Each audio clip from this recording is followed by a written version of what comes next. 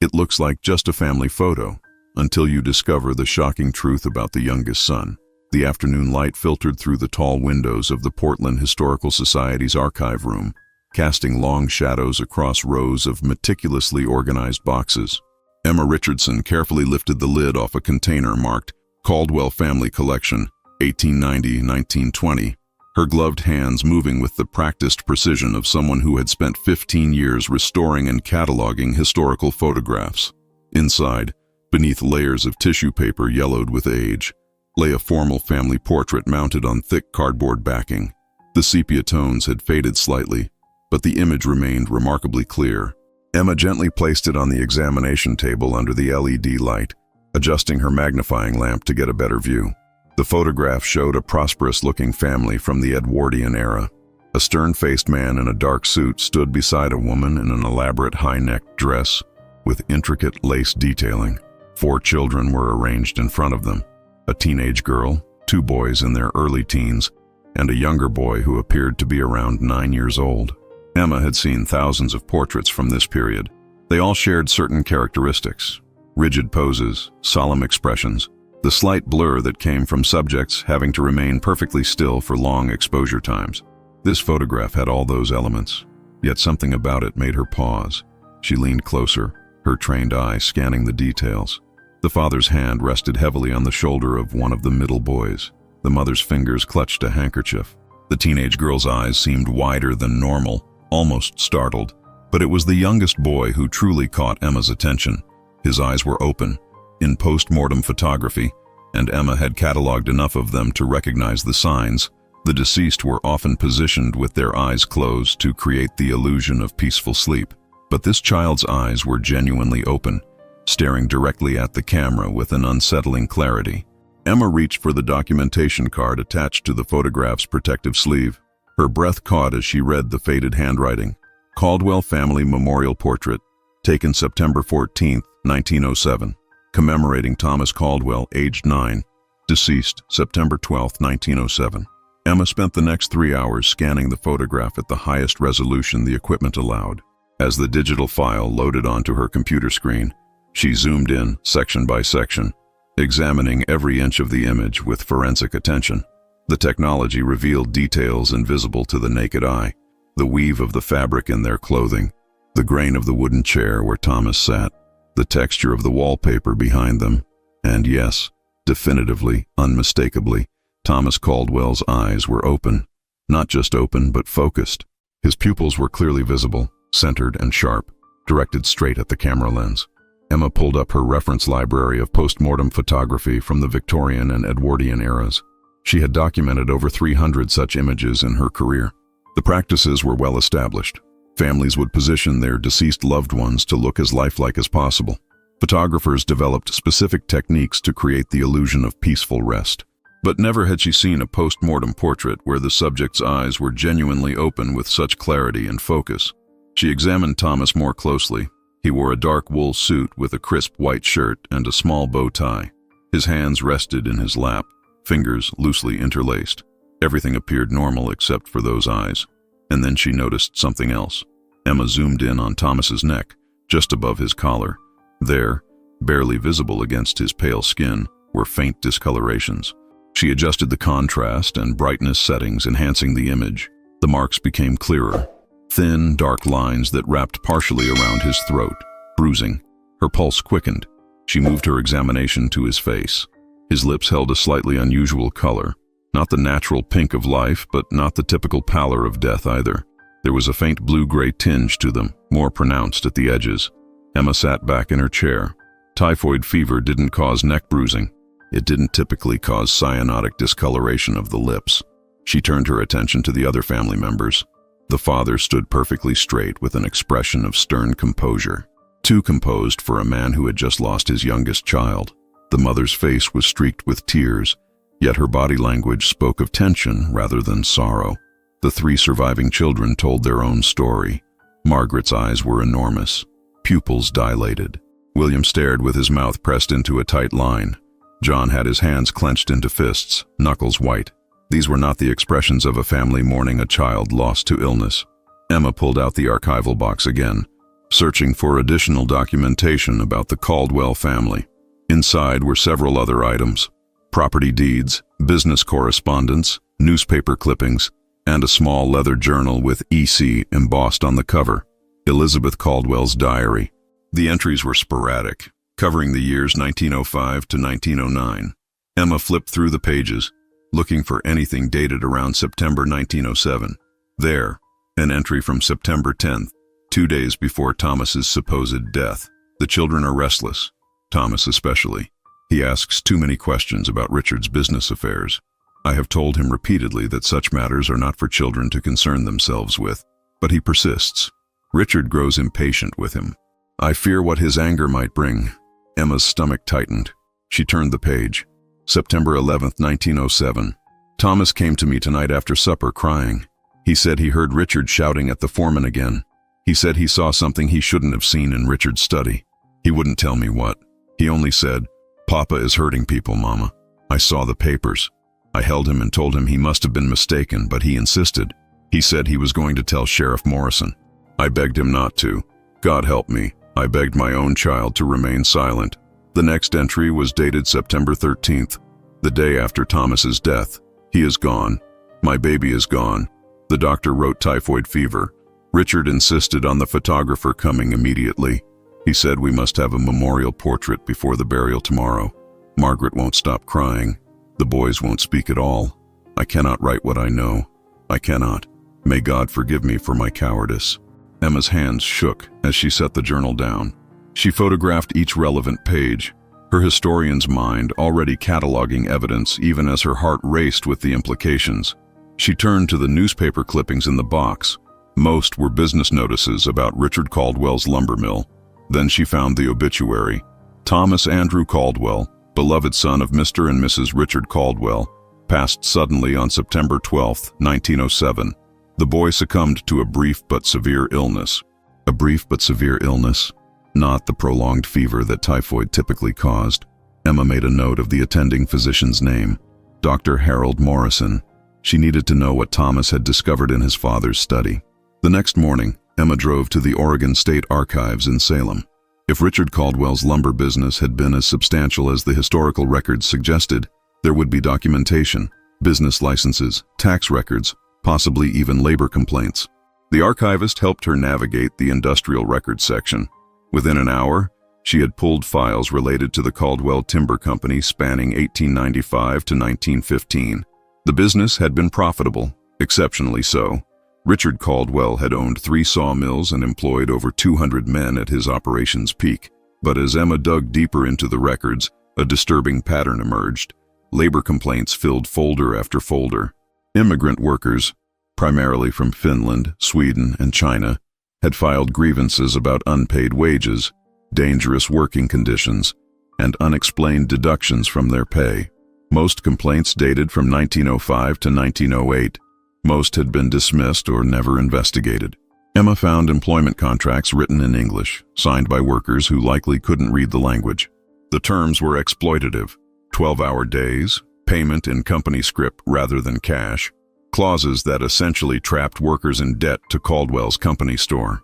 Then she discovered something that made her breath catch: a letter dated August 1907 from a Finnish worker named Aleksi Virtanen to his brother. The letter had been intercepted. There was a notation written across the top: "Translate and file. Do not deliver." With translation help, Emma read, "Brother, I must write quickly. The situation here is worse than I described. Caldwell is a devil. He changes the numbers in the ledgers after we mark our hours. What should be $12 for a week's work becomes $4 after expenses. When Marco complained last month, he was beaten. No one saw him again. They told us he went to California, but his belongings are still in the bunkhouse. I fear what happened to him. I have hidden copies of the real ledgers. If something happens to me, someone must know the truth." Emma sat back, her mind reeling. She found similar letters, all intercepted, all from workers reporting wage theft, violence, and mysterious disappearances. She found photographs of the lumber mill operations. Among the workers, she spotted a well-dressed young boy. The photo was dated 1906. The boy was Thomas Caldwell. Thomas would have seen everything. Emma returned to Portland, her mind buzzing with revelations. She needed to know more about the photograph itself, specifically about the photographer who had taken it. She examined the photograph's backing again. In the bottom right corner was a small embossed stamp, J. Werner Photography, Portland, or. At the Multnomah County Library, she found a box labeled Werner Julius, Business Records and Personal Correspondence. Inside were account books, receipts, and several letters. Emma's hands moved quickly until she found a small black notebook labeled Private Commissions, Confidential. She flipped to September 1907. There, in Werner's precise handwriting, September 14th, 1907. Emergency commission from R. Caldwell.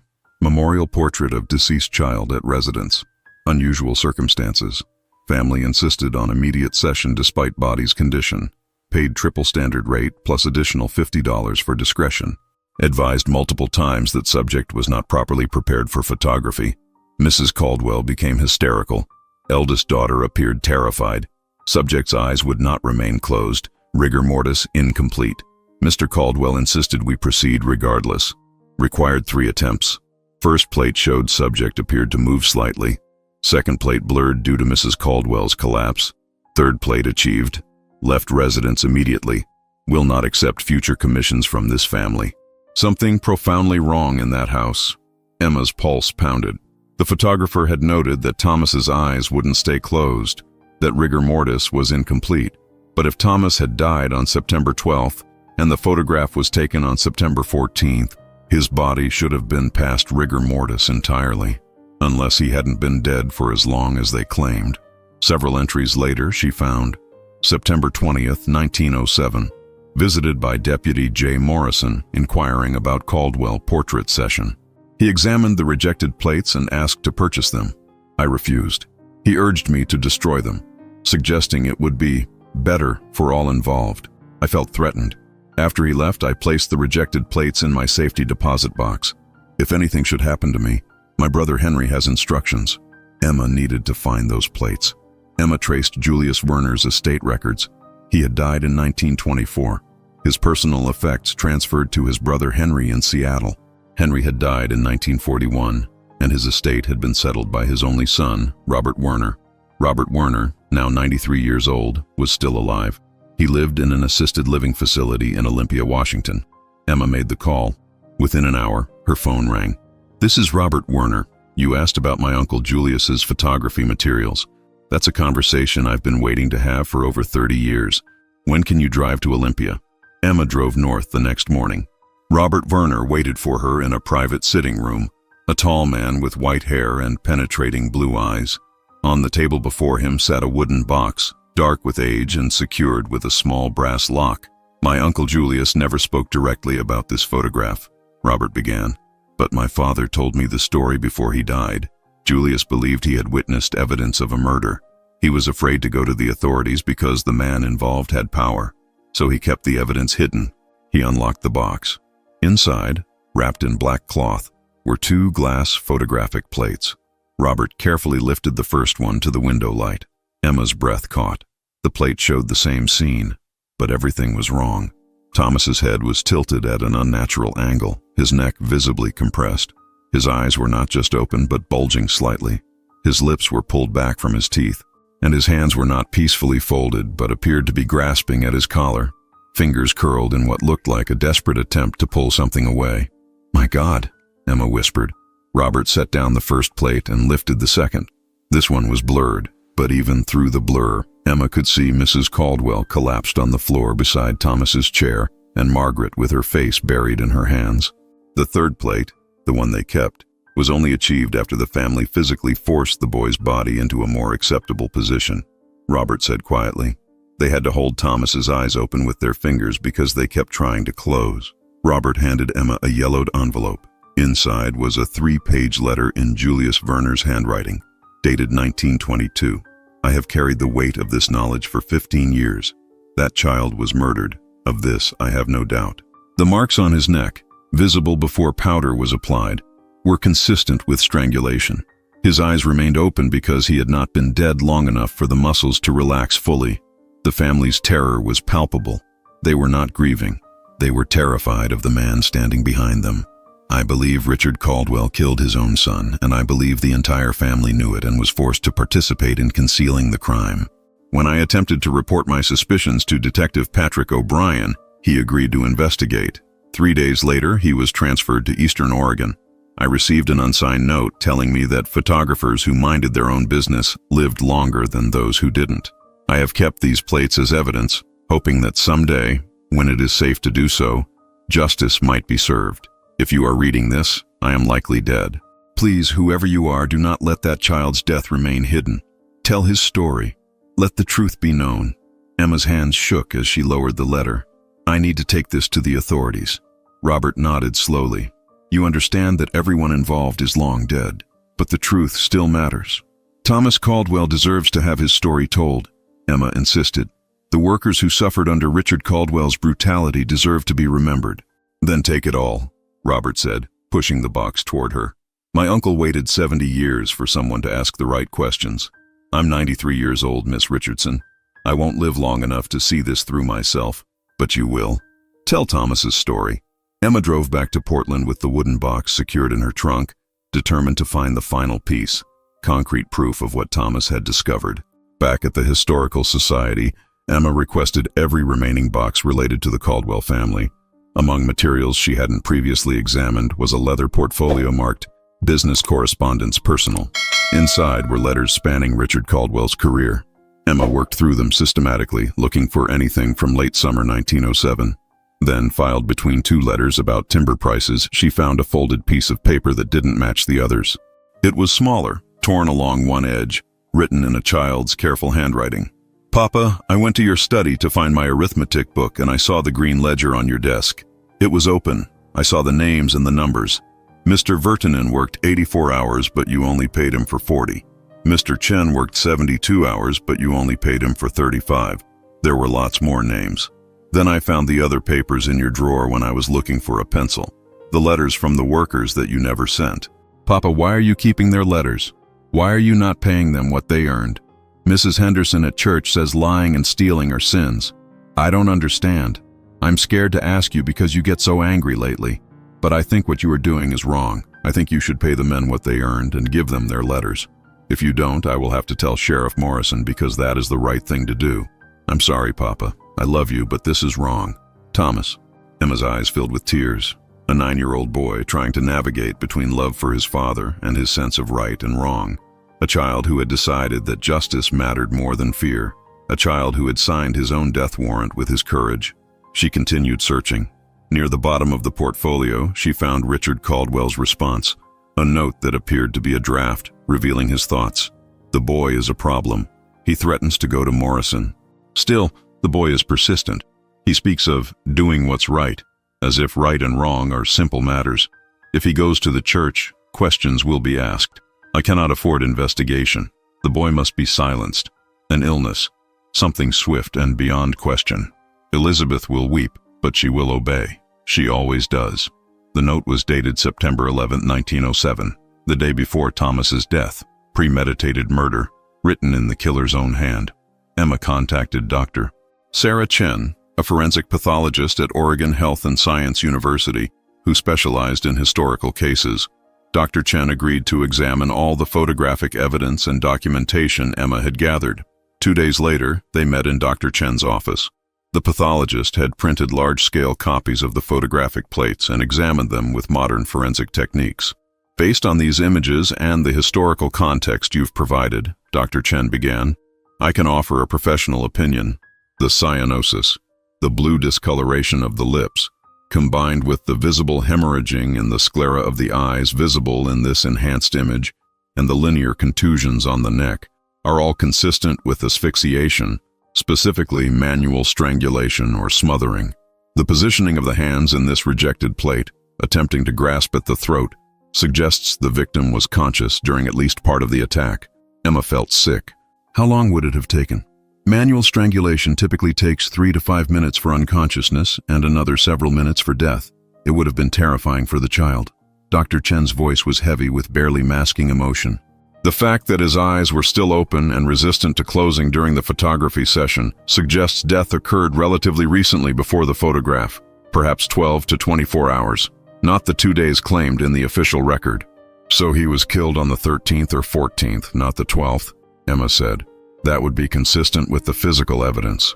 The father likely killed him on the evening of the 11th or early morning of the 12th, then kept the body hidden until enough time had supposedly passed. The memorial photograph was rushed because the body was decomposing and needed to be buried quickly. Emma thanked Dr. Chen and left with a formal written opinion. She had everything now: the mother's journal, the photographer's testimony, the rejected plates, Thomas's note, Richard Caldwell's murder plan, and a modern forensic assessment. The truth was undeniable.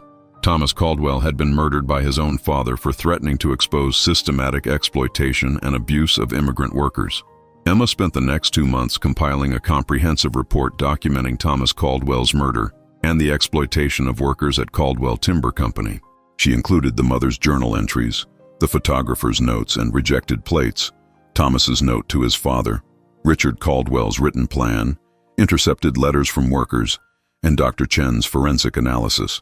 She also researched what had happened to the Caldwell family after Thomas's death. The records showed a family that had fractured almost immediately. Margaret married at 18 and moved to San Francisco, never returning to Portland. William left home at 20 and became a schoolteacher in Idaho, avoiding the family business entirely. John worked as a clerk and librarian, never speaking of his childhood. Elizabeth Caldwell spent her final 15 years in declining mental health, hospitalized twice for nervous collapse. She became nonverbal in her final years, dying in 1935. Richard Caldwell continued operating his lumber business until his death in 1920. His obituaries praised him as a captain of industry and a pioneer of Oregon commerce. There was no mention of his murdered son or exploited workers. Emma presented her findings to the Portland Historical Society, the Oregon Historical Society, and the state archives. The response was immediate and overwhelming. Major newspapers ran feature stories. Historians praised the meticulous research. Descendants of the immigrant workers Emma had identified reached out, grateful that their ancestors' suffering was finally acknowledged. The Portland City Council issued a formal acknowledgement of the injustices committed at Caldwell Timber Company and recognized Thomas Caldwell's courage. A small memorial was installed in Lone Fir Cemetery, where Thomas was buried, with a plaque that read, Thomas Andrew Caldwell, 1898-1907, a child who chose justice over silence. May his courage inspire us to speak truth to power, no matter the cost. Emma stood before the memorial on a gray October morning, placing a bouquet of white roses at its base. The photograph that had started everything was now part of a permanent exhibition at the Oregon Historical Society, displayed alongside the rejected plates, the documentation, and the stories of the workers who had suffered. The exhibition was titled, It Looks Like Just a Family Photo, The True Story of Thomas Caldwell. As visitors moved through the exhibition, reading about a 9-year-old boy who had tried to do the right thing and paid for it with his life, Emma knew that Thomas's story had finally been told. Justice had come 117 years late, but it had come. The truth, hidden in plain sight in a single photograph, had finally been brought to light.